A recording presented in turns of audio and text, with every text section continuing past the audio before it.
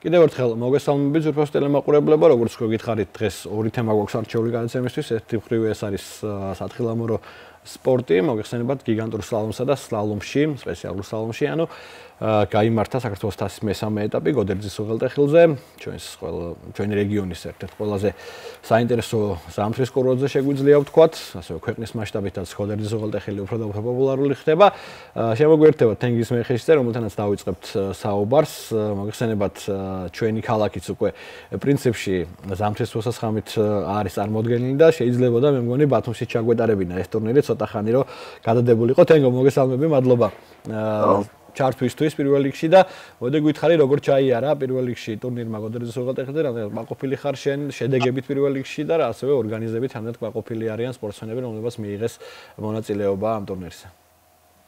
მოგესალმები, პირველ რიგში მივესალმები მაყურებელს, რაც შეეხება გოდერძის უღელტეხილზე საქართველოს თასის გათამაშების მესამე ეტაპს. ყველაფერმა იდეალურად ჩაიარა, გამომდინარე იქედან, რომ რთული მეტეოროლოგიური პირობები იყო აღნიშნულ დღეებში, ძალიან გაგბიმართლა ჩვენ საშეჯიბრო დროს დილის 9 საათიდან კურორტზე, წარმოედგინეთ რომ იყო ისეთი მზე, რომ სათვალის გარეშე დგომაც კი შეუძლებელი იყო.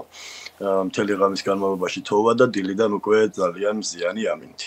რაც შეეხება შედეგებით მეტნაკლებად კმაყოფილი ვარ, არასოდეს არ კმაყოფილდები შედეგებით, სპორტული შედეგებით, უფრო მეტი და მეტი მინდა ყოველთვის, რა თქმა უნდა, რაც შეეხება საორგანიზაციო მხარეს, ყველაფერმა ძალიან კარგად ჩაიარა, იყვნენ ჩამოსულები საქართველოს სათხილამურო ფედერაციიდან წარმომადგენლები, რომლებმაც შეაფასეს და მივიღეთ ერთ-ერთი უმაღლესი შეფასება.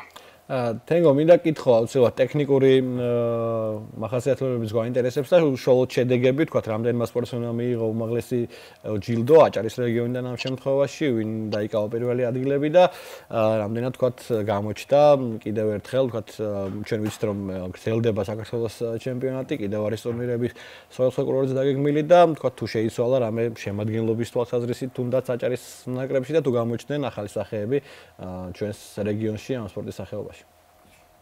რა თქმა უნდა, მთლიანობაში აჭარის ნაკრებმა აღნიშნულ ჩემპიონატზე მოაგროვა 2 ოქროს, 3 ვერცხლის და 2 ბრინჯაოს медали.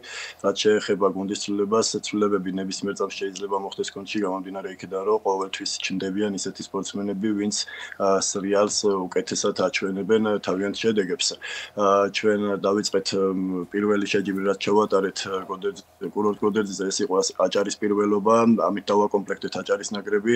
შემდეგ ტურნირი იყო სვანეთში, სადაც სპორტსმენებმა მიიღეს მონაწილეობა, შემდეგ უკვე კიდევ ჰქონდა ადგილობრივი ტურნირი აჭარაში, იქ კიდე გადახალისდა აღნიშნული გუნდი, შემდეგ ბაკურიანის მეორე ეტაპი იყო, ეხლა გოდერძის უღელტეხილზე ჩვენგან 24 სპორტსმენი იღებდა მონაწილეობა, სხვა გაცვლით ტურნირებზე მხოლოდ 12 სპორტსმენის გამოყვანის უფლება გვაქვს 24 სპორტსმენიდან, რომლებმაც კურორტ გოდერძზე მიიღეს მონაწილეობა საქართველოს თასის მესამე ეტაპზე, იქნება აუცილებლად ცვლილებები ნაკრებში, გამომდინარე იქიდან, რომ იყვნენ ისეთი სპორტსმენები და ისეთი ბავშვები, რომლებმაც აჩვენეს ისეთი შედეგი, რომლებიც ღირსნი არიან, რომ უკვე სამომავლოდ მეოთხე ეტაპზე, გუნდაურში გასამართ მეოთხე ეტაპზე მიიღონ აუცილებლად მონაწილეობა.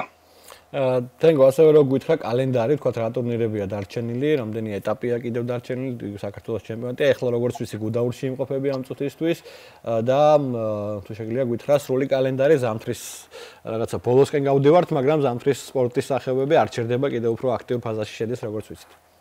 მოგეხსენებათ, ჩვენ მხოლოდ 3 ეტაპი გავიარეთ საქართველოს თასის, მეოთხე ეტაპი იქნება გუდაურში 16 მარტს.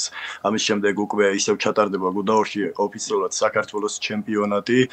გარდა ამისა, აჭარის ნაკრების სპორტსმენები იღებენ მონაწილეობას საქართველოში გასამართ, ხმამაღლა შემიძლია ვთქვა, საქართველოში გასამართ ყველა ჩემპიონატზე, ყველა იმ ჩემპიონატზე, სადაც შესაძლებელია რომ მიიღონ რეგიონის ყველა სპორტსმენმა მონაწილეობა. ამისათვის ძალიან დიდი მადლობა სპორტის სამინისტროს ფინანსური მხარდაჭერისათვის.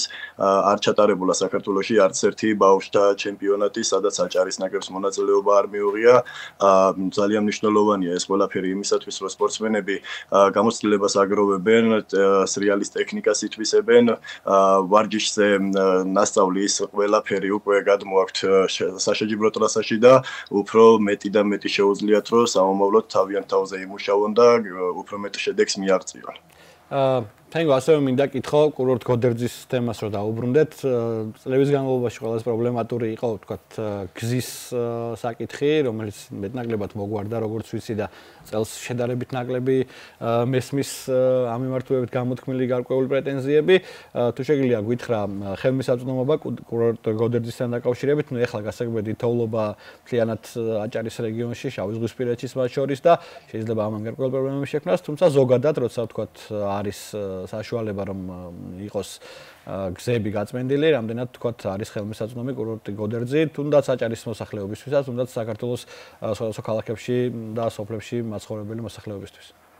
მოგახსენებთ გუშინ ჩამოვედი მე თვითონ კურორტი გოდერძიდან და გზა არის იდეალური მიუხედავად იმისა რომ ეს დღეები აჭარის მთელი რეგიონში თოვა არის ძალიან თოვა გზები არის იდეალური ასე რომ ვთქვათ ნებისმიერი მოდელის ავტომობილით შეიძლება გადაადგილება ამისათვის ძალიან დიდი მადლობა მინდა გადავუხადო კურორტ გოდერძის ადმინისტრაციას ისინი არიან ჩართული ყოველდღიურად ამ საკითხში და მათ თვითონ აკონტროლებენ იმას რომ გზები აღნიშნული კურორტამდე მისასვლელი გზები იყოს მოწესრიგებული.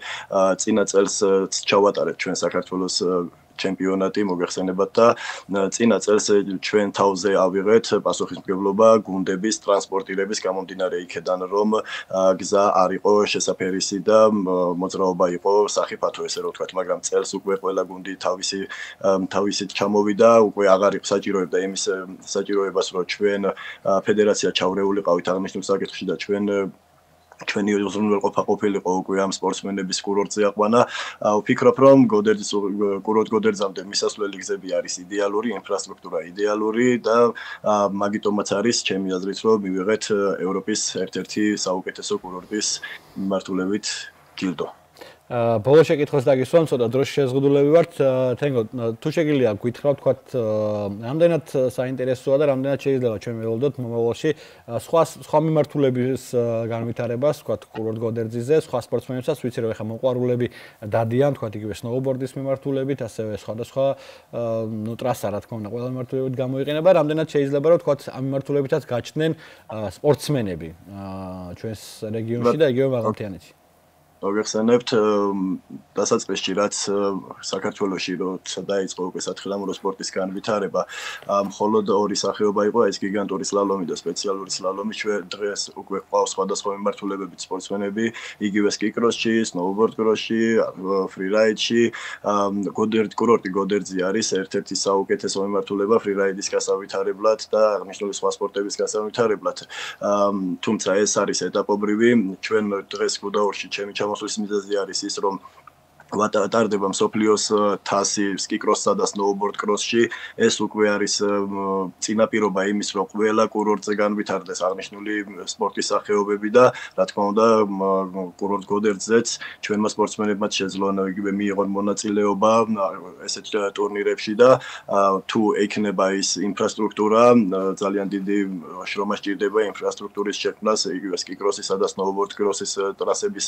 დაგეგმარებას, თუ სამომავლოდ უკვე იქნება კურორტზე იმის შესაძლებლობა, რომ აღნიშნული ტრასები მოეწყოს, რა თქმა უნდა, არიან ისეთი სპორტსმენები, ისეთი ბავშვები, უკვე მომავალი თაობა, რომლებსაც შეუძლიათ, რომ თავიანთი თავი წარმოაჩინონ სხვადასხვა სპორტის მიმართულებებში, რა თქმა უნდა, ზამთრის სახეობაზე მაქვს საუბარი.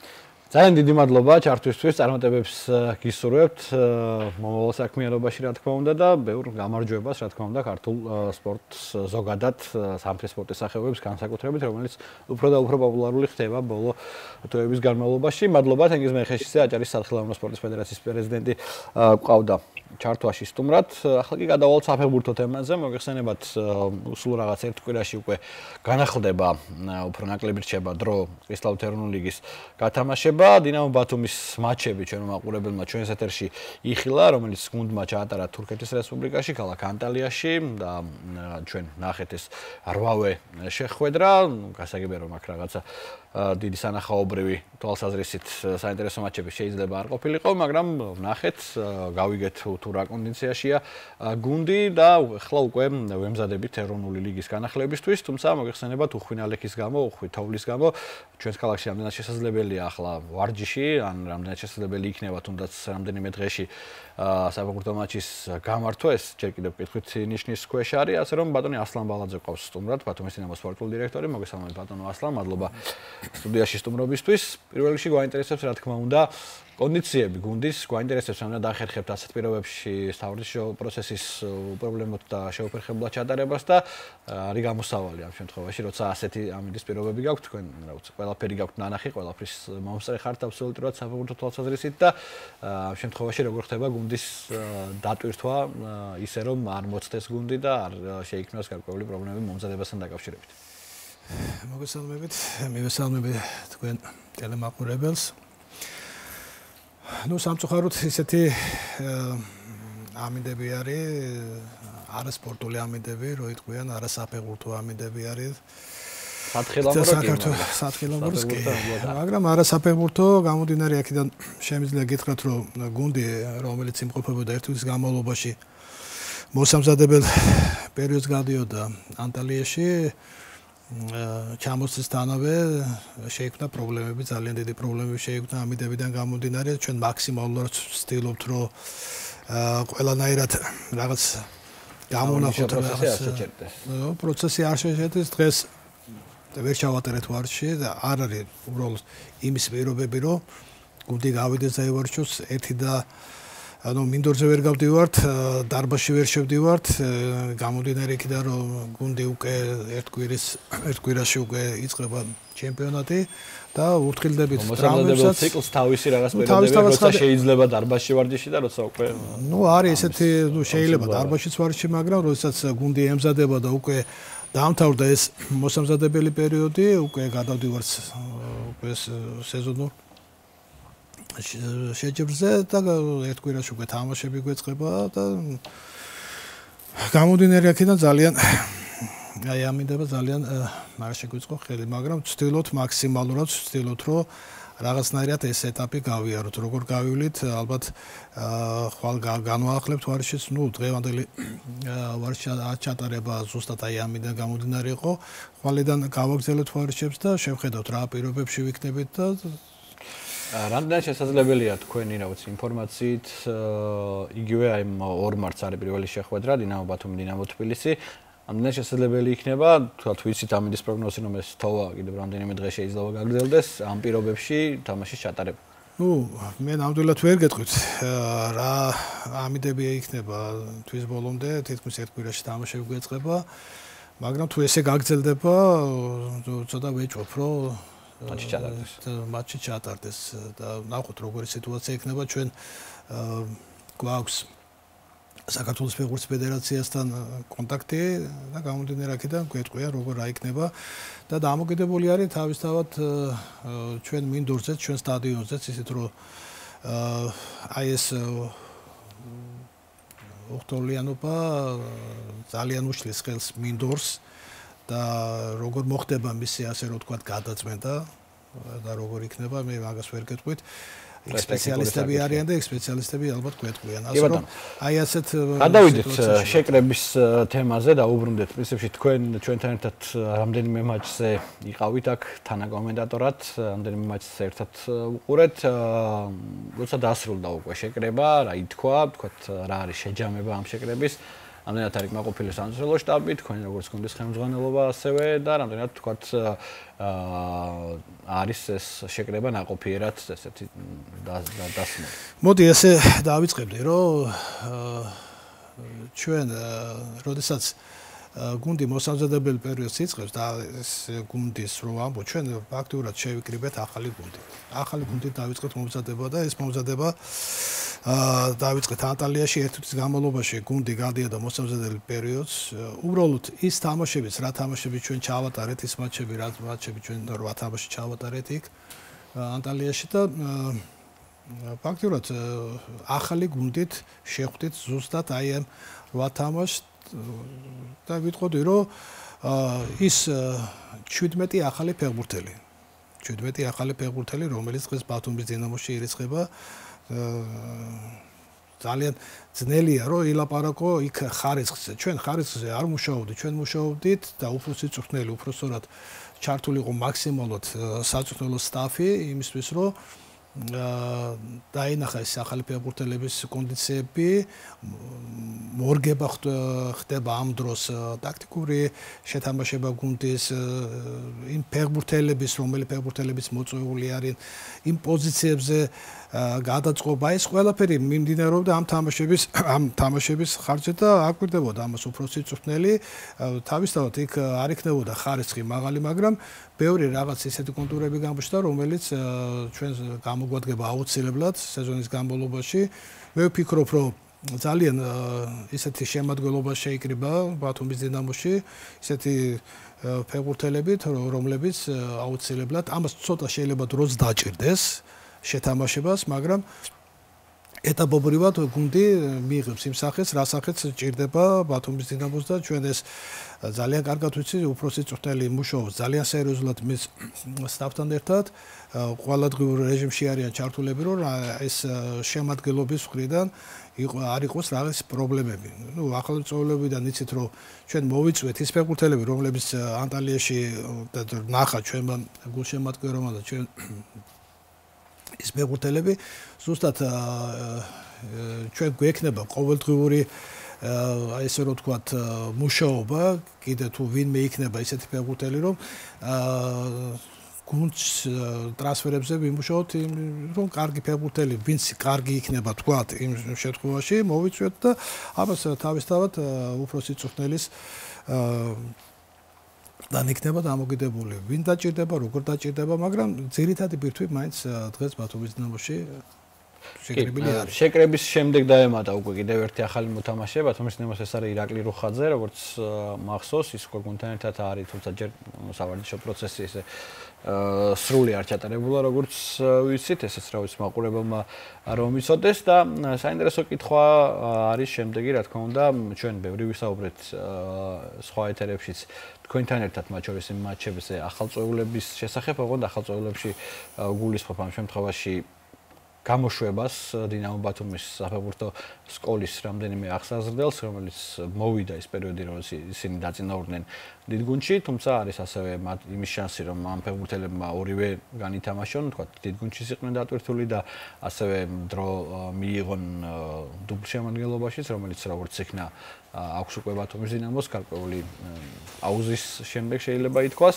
მათზე რა შეგიძლიათ გითხრათ და რა შეგიძლიათ გითხრათ საფეხბურთო სკოლის განვითარებაზე, როგორც ვიცით, აქვს ახალ მთავარ თავის შეხედულება, თუ როგორ უნდა გაიმართოს თქვათ ეს სრული მექანიზმი, რომელსაც ქვია სკოლა, აკადემია, უკვე დიდი გუნდი, შემდეგ რაღაც ასაკობრივი გუნდები და გარკვეული რაღაცა ამის ცვლილება უნდა მისი თვალთახედვის გაზიარება უნდა მომხდარიყო, როგორც ვიცი ამ დღეებში თქვენთან და სხვადასხვა წარმომადგენლებთან ბათუმის დინამოს. მოდი დავიწყებ იქიდან, რომ ირაკლი რუხაძიდან, იცით, რომ ირაკლი გამოდიოდა სხვადასხვა საქართველოს სხვადასხვა კლუბებში, საკმაოდ გამოცდილი ფეხბურთელი გახლავთ და მე მაგალითად ძალიან მეემედება აი ამ ფეხბურთელის და ვფიქრობ, რომ ეს გამოადგება ჩვენ გუნდს.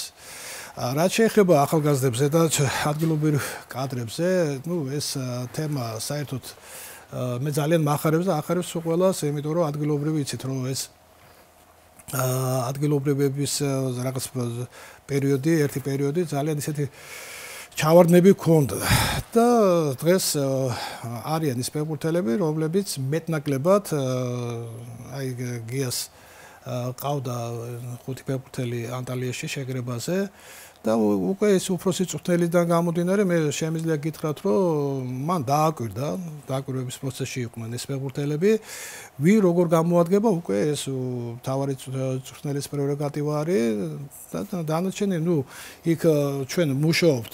ერთადერთი რაც კარგი არის, რომ ჩვენ უკვე დავიწყეთ ესე რომ ვთქვათ პროექტი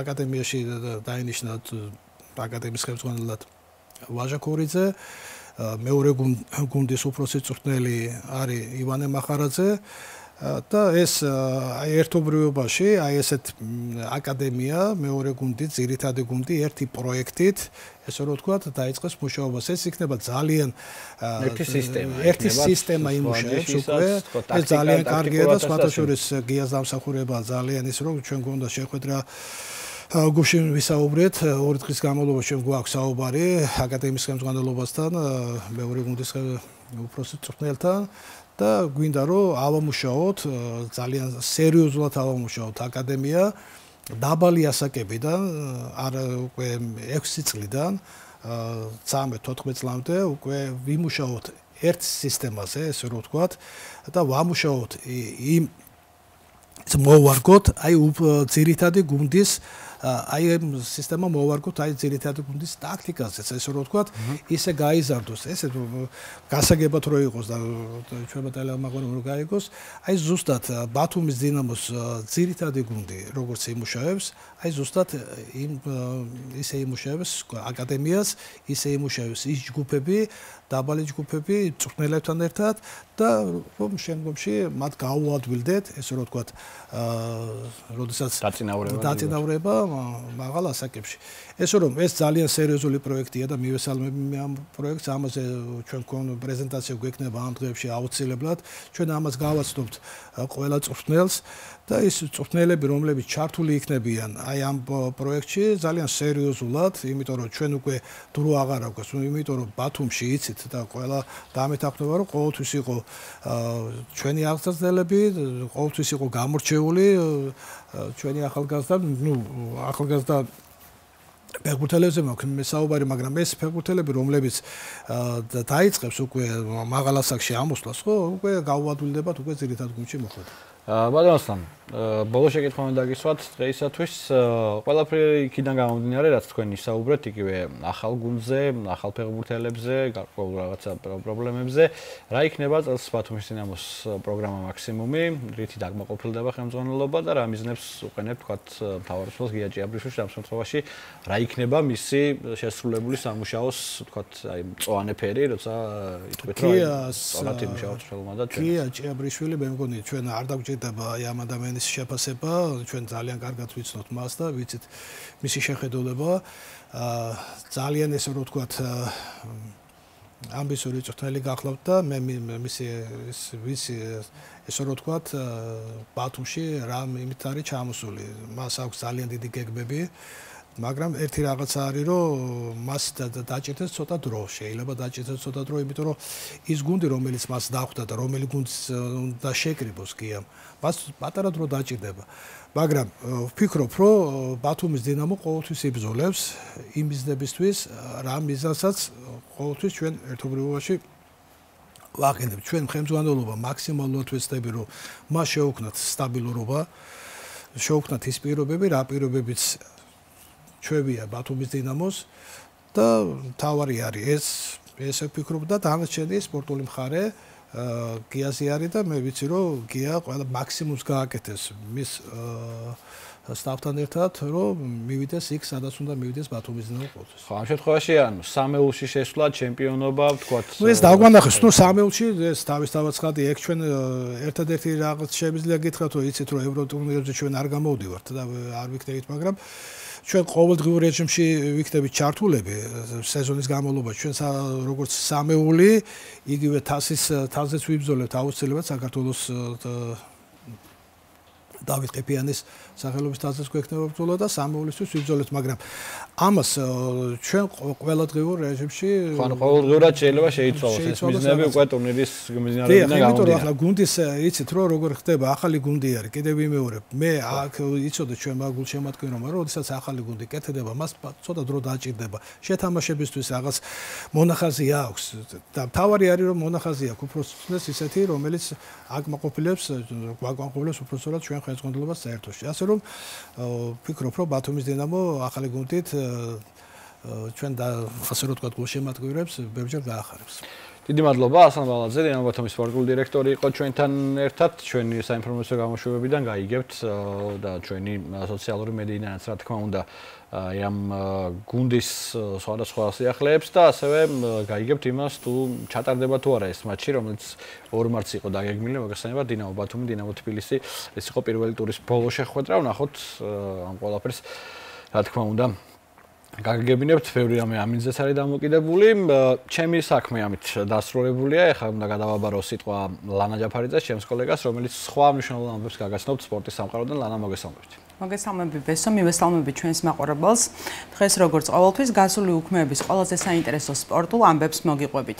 კურორტ გოდერძიზე სლალომსა და გიგანტურ სლალომში საქართველოს თასის გათამაშების მესამე ეტაპი გაიმართა. ტურნირი ქალთა და მამაკაცთა შორის სამ ასაკობრივ კატეგორიაში ჩატარდა და ჩვენი რეგიონის სპორტსმენების გარდა მონაწილეობას გუდაურის, ბაკურიანის, მესტიის და თბილისის სკი ჰაუსის გუნდის წევრები ღებულობდნენ. აჭარის ნაკრები, რომელიც შეჯიბრებაზე სხვადასხვა ასაკობრივ კატეგორიაში 24 სპორტსმენით იყო წარმოდგენილი, საერთო ჯამში 6 ოქროს, 6 ვერცხლისა და 5 ბრინჯაოს მედლის მფლობელი გახდა. აქვე გეტყვით, რომ შეჯიბრება აჭარის სპორტის დეპარტამენტის ფინანსური მხარდაჭერითა და აჭარის სათხილამურო ფედერაციის ორგანიზებით ჩატარდა.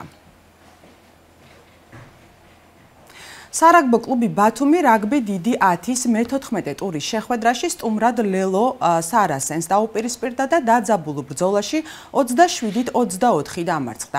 ბათუმელებმა შეხვედრაში 3 ლელოს დადება მოახერხეს, გატანილი ლელოებით თავი ნუკრი ფერსელიძემ, გიგა კობახიძემ და კავეკინი ტამბუმ გამოიჩინეს. რაც შეეხება დარჩენილ ქულებს, 3 ზუსტად შესრულებული გარდასახვითა და 1 ჯარიმით გუნდს ზურა ფირცხალაიშვილი დაეხმარა. ამრიგად 14 ჩატარებული შეხვედრის შემდეგ ბათუმი დიდი 10 სატურნირო ცხრილში 43 ქულით მესამე პოზიციაზე იმყოფება. მომდევნო შეხვედრას ირაკლი ნინიძის გუნდი 7 მარტს შინ ქუთაისის აიასთან გამართავს. საქართველოს საკალათბურთო ნაკრები ზედიზედ მე-6-ად ევროპის ჩემპიონატზე ითამაშებს. ალექსანდრ ჯიკიჩის გუნდმა შესარჩევი ეტაპის მე-5 ტურში დანიის ნაკრებს დრამატულ ბრძოლაში 62-60 აჯობა და ბოლო ტურის წინ ფინალურ ეტაპზე გასვლა გაინაღდა. საქართველოს ნაკრების რიგებში საუკეთესო თორნიკე შენგელია იყო, რომელმაც 35 წუთში 19 ქულა, 13 მოხსნა, 4 გადაცემა და 1 ჩაჭრა, 2 დაფარება მიითვალა. და შეხვედრა ორმაგი დუბლით დაასრულა.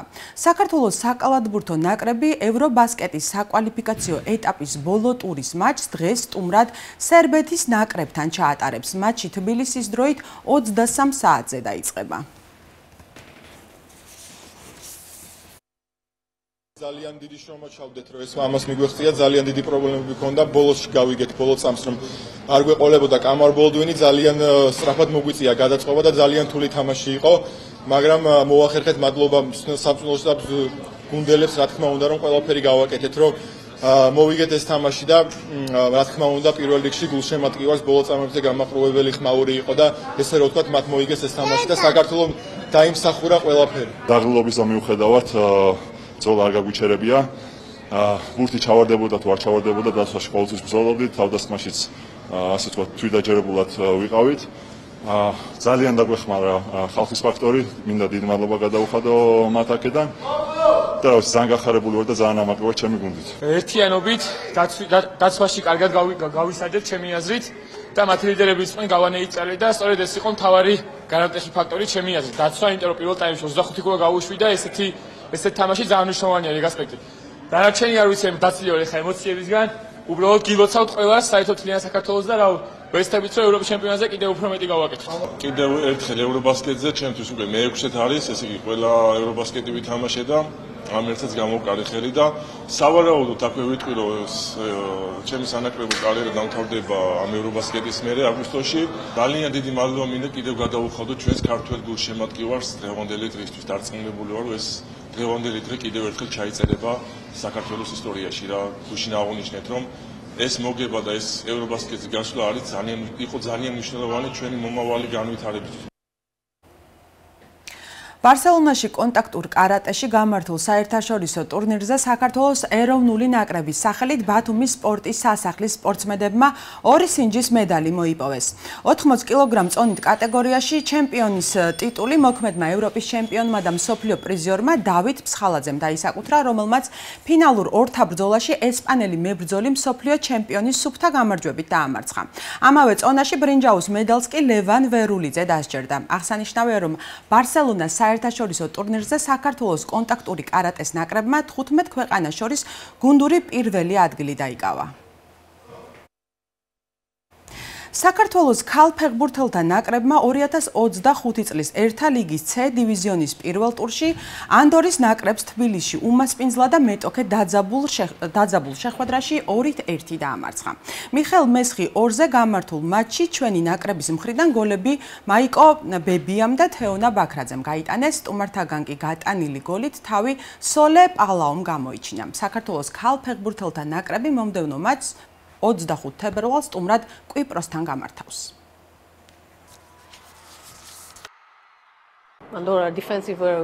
ანდორა თავს კარგად იცავდა, თუმცა მიუხედავად ამისა, ბევრი საგოლე მომენტი გვქონდა და პირველ ტაიმშიც შეგვეძლო თამაშის დასრულება. ჩვენი შანსები ვერ გამოვიყენეთ, მაგრამ ეს გამოცდილებაა. ზოგჯერ ჩვენ გვიწევს დაცვითან თამაში, ზოგჯერ კი უფრო შემტევები უნდა ვიყოთ და დაცვაში მყოფი გუნდების წინააღმდეგ ვითამაშოთ. ვფიქრობ, ფეხბურთელებმა ხასიათი გამოავლინეს, როდესაც გაშვებული გოლის შემდეგ 2 გოლი გავიტანეთ. რაც შეეხება მომდევნო მეტოქეს, კვიპროსი დამარცხებული გვყავს, თუმცა მათ ახალი მწვრთნელი ჰყავთ და ახალი ფეხბურთელები. ვიცით, რომ რთული თამაში იქნება, მაგრამ ვიმედოვნებთ, მიზანს მივაღწევთ და კიდევ ერთ გამარჯვებას ვიზეიმებთ.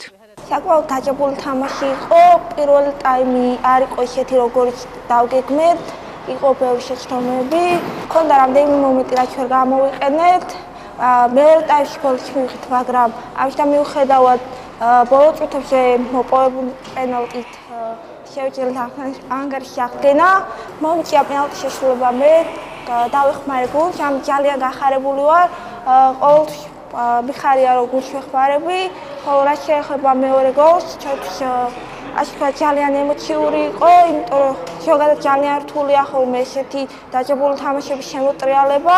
მინდა მთლიან გუნდს მადლობა გადაუხადო, ასევე გულშემატკივრებს, ვინც ასე სიტუაციაში ჩვენს შეგულშემატკივრად მოვიდა. ძალიან დიდი მადლობა და ეს მოგება პირადად თქვენ. ჩვენი ეს შეკრება რაც გავიარეთ ორკვირიანი ძალიან კარგად გავიარეთ და ყველაფერი გავიარეთ, ყველა გეგმა შევასრულეთ. ვფიქრობ ისე როგორც უნდა ყოფილიყო და საბოლოო ჯამში მაინც კმაყოფილები ვართ, მიუხედავად იმისა, რომ ძალიან გაგვიჭირდა. კვიპროსიც ჩემი გადმოსახედიდან ძალიან რთული მეტოქეა. მაგის თამაშებიც განვიხილეთ და კიდევ პროცესში ვართ, რომ განვიხილოთ და უფრო გავშიფროთ თამაშები და ჩვენ რა თქმა უნდა ჩვენ საუკეთესოს გავაკეთებთ და ვეცდებით, რომ კვიპროსიდანაც 3 ქულით დავუბრუნდეთ. საქართველოს 20 წლამდელ მორაგბეთა ნაკრებმა მსოფლიო თასისთვის მოსამზადებელი ეტაპის ფარგლებში პირველი ტესტ მატჩი სამხრეთ აფრიკასთან გამართა და 29-38 დამარცხდა. უმცროსმა ბორჯღალოსნებმა შეხვედრაში მეტოქეს საერთო ჯამში 4 ლელო დაუდეს. ლელოების დუბლი საბა ლაღაძემ შეასრულა, თითო ლელო კი შოთა ხელაძემ და ბექა მეფარიძემ გაიტანეს. შეგახსენებთ, რომ ლადო კილასონიას გაწვრთნილი გუნდი სამხრეთ აფრიკასთან კიდევ ერთ ტესტ მატჩს 28 თებერვალს ჩაატარებს.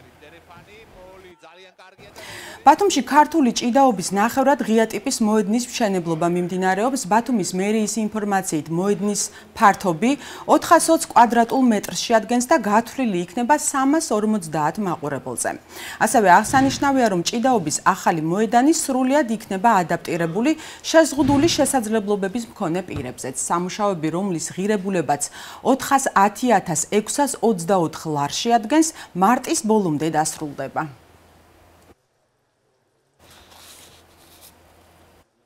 ეს არის ფაქტიურად დასავლეთ საქართველოში პირველი მერცხალი, პირველი გამონათება, რაც კეთდება. ვფიქრობ, რომ ეს ერთი არენა საკმარისი არ იქნება მომავალში, ბათუმის მიმდებარედ რაიონებში უნდა გაკეთდეს. სასურველია საშუალო სკოლების ეზოებში, მარტო ქართულ ჭიდაობას კი არა, ეს სხვა სპორტის სახეებსაც მე მაქვს ხედველობაში ძიუდო, კლასიკური, თავისუფალი ჭიდაობის, აი ამ ქართული ჭიდაობის ილეთებიდან არის გადასული ბევრი რაღაც, რაც კი გაკეთდება სპორტული, ხო, ყველაფერი არის მისასალმებელი. აქ უკვე დიდი ენერგია ჩადებული, დღეს გაოცებული ვარ, მოვედი, ნახე ქართული ჭიდაობის სადაც ფუძდება საუკეთესო კერა. ვეცდებით, რომ როგორც აჭარის, ისევე მთელი საქართველოს ყველა კუთხეებში დავაფუძნოთ პატარ-პატარა კერები, სადაც ქართული ჭიდაობის პოპულარიზაციას გავუწევთ.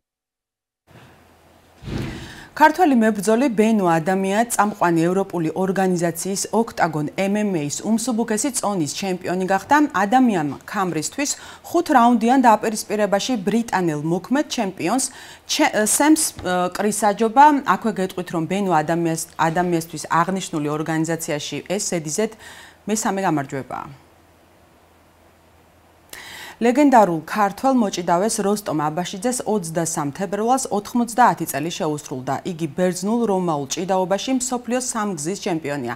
მას ასევე სამჯერ აქვს მოგებული საბჭოთა კავშირის ჩემპიონატიც. აღსანიშნავია, რომ 2015 წელს როსტომ აბაშიძეს სპორტის რაინდის წოდებაც მიენიჭა.